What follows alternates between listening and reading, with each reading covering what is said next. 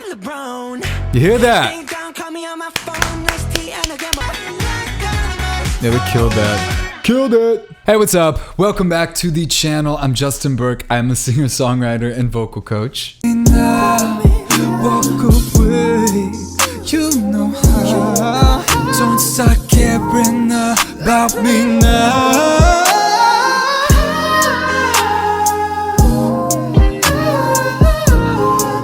I made you a free singing lesson. It's 15 minutes. It is down in the description on my site, Singer. If you record your voice, I'm gonna get my phone out. I'm just gonna show you how it's done.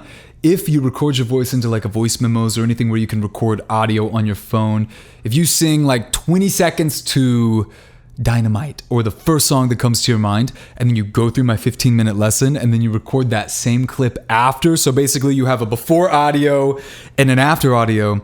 When you compare those two audios, you will hear an improvement. Over 100,000 people have taken that free lesson, and pretty much everybody said they've heard an immediate improvement afterwards.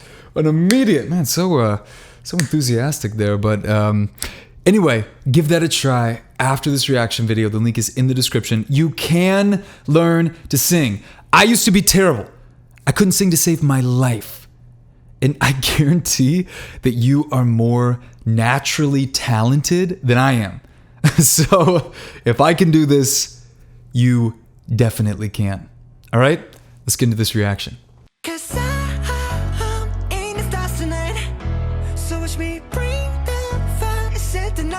I love that staccato melody.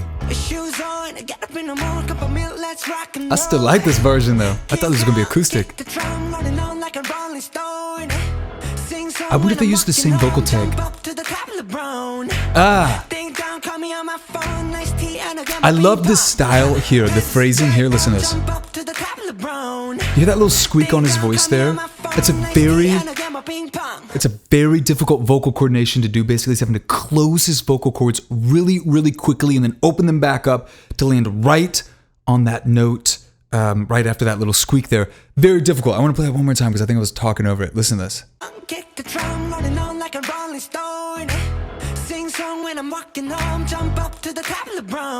You hear that? Difficult coordination.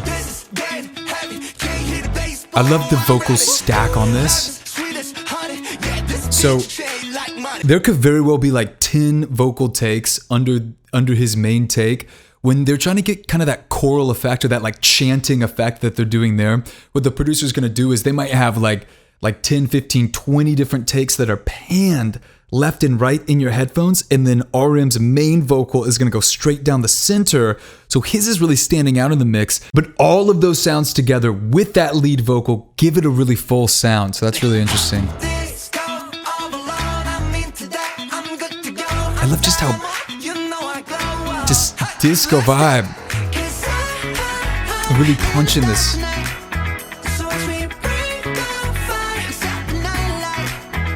I'm such a sucker for that disco guitar. That's a beautiful mix voice. I mean, that's going up. They're hitting that mix voice. Was this V? This doesn't. I mean, I can hear kind of like the undertones of V, but leave a comment. Does that not sound like him? I'm telling you, that does not sound like him. But what he's doing is he's actually brightening up his voice. He's utilizing more of the nasal resonance in his voice. And because he's really like thinning out the voice, but he's really punching those consonants. What I mean by that is everything is just kind of like disconnected. We call that staccato phrasing, disconnected. He's punching right with the instrumentation so that each word is hitting with some kind of drum hit in the instrumentation. That's what makes this song sound so tight. And what us drummers, I grew up a drummer, we call that in the pocket. For a song like disco, you want to be right on, right? For maybe more jazz, R&B, you actually want to switch between being right on and a little bit behind the beat. Sometimes even you just want to do the whole thing behind the beat. That'd be considered in the pocket. But for disco, you want to be right on to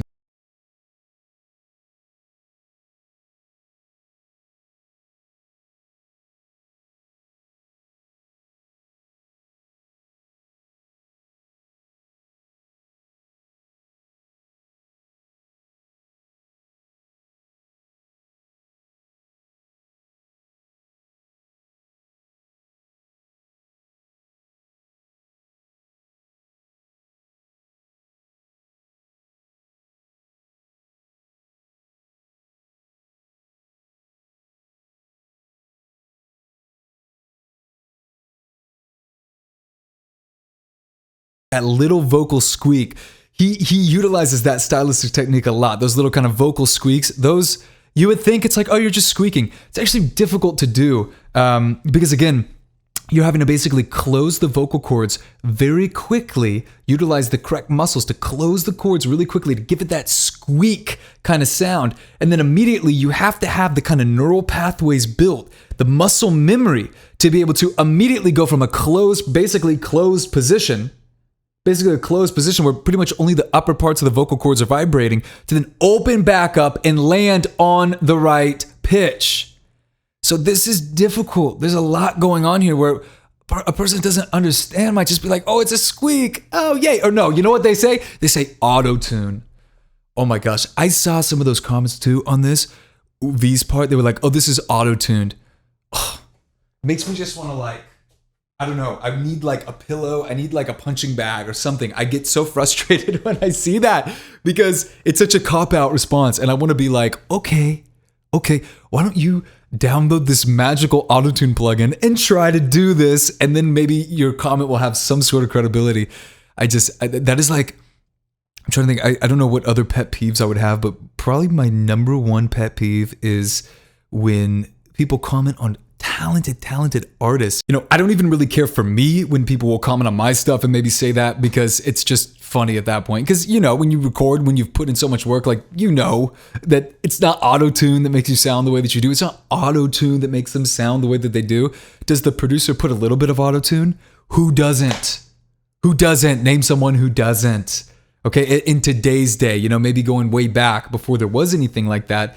Of course, a producer's going to fix some things up here and there. That's totally fine, but anytime you guys see a comment on something like this where they're like auto-tune, just leave them a comment and be like, all right, how about you upload a video to your channel doing this, trying this, and either show us how you do it without it and how you sound, or, you know, let's see this magical plugin that's going to make you sound good if you can't sing. It doesn't work that way. It does not work that way. Now I'm frustrated.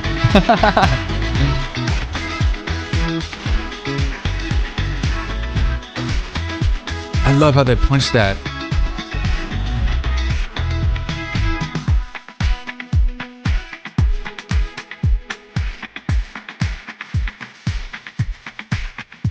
Hear that squeak? Good job, Jimin. And the harmonies are great on this. Now, a lot of people were saying that this sounds really similar to other songs, and I get it, but I mean, at this point, there's so much music out there.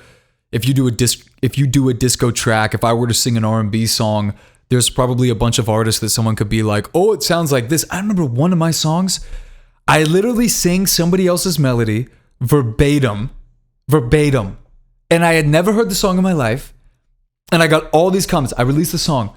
I get all these comments. It's called Up All Night. I get all these comments from everyone saying, you totally copied this melody.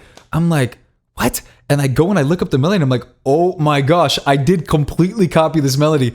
And I hadn't heard the song. So look, there's so much music out there. Like, of course, songs are going to sound similar. There should be no problem with that. And I think that this is unique in its own way.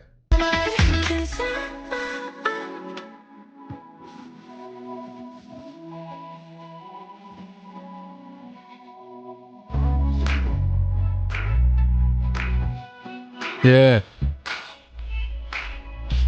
So right there, that's great. That's great. So that's what you call a TA dominant head voice. So thyroarytenoid is contracted in that vocal coordination. That's how he's getting that really piercing, powerful head voice note, rather than that being just kind of a breathy falsetto that most men have to basically do. He's learned how to contract the right muscles in the larynx to get that kind of sound out. But it's definitely difficult, and I don't know why I always do this when I'm trying to make a point, but I do. It's super weird, I guess.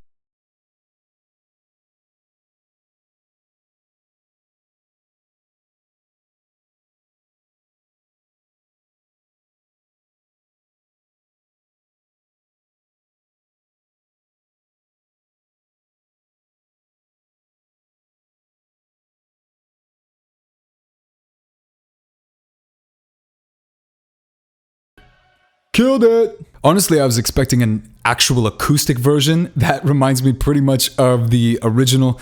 And I think that they used the same main vocals on it as they did for the original. Could be wrong there because like this, I would have to listen to the original again, but I'm pretty sure it's the same ones. And then they might have had a few different variations. But all to say, I think that they nailed this. And again, I kind of went a little more in depth on some of the different vocal coordinations they're doing and actually how these simple things you might think are very simple are actually really difficult to do and actually take a lot of training. And so, yeah, I hope that you enjoyed this. Leave me a comment. What did you think about this song? And then finally, if you haven't taken that free lesson, this is a great time to go do it. The link is down in the description. It's on my site, Singer. This video is about to end, so go over there, go take that. Tell me how it goes for you. It's 15 minutes, but you have to record your voice before, then go through it, record your voice after, so you actually have something to compare to. If you don't have anything to compare to, you're not going to know if my exercises work for you or not. And I want proof. I want proof for you, rather. I would want proof too. When I'm hearing people online, you guys, I don't trust anybody online. And if I were you, I get it. Like, I mean, basically what I'm trying to say is I'm trying to put myself in your position and be like, okay, if I'm watching a guy like this telling me I can learn to sing, just prove it to me. Okay. So I made you that free lesson. It's for you. It's for you to realize what you're capable of. So go take that right now. And I will see you tomorrow in the next video. Much love. Peace. But for your eyes, get the stars above. I'll spend all that I have to keep you up. Yes, I'll be there for you. I'll be there. I won't let down. No, you can count.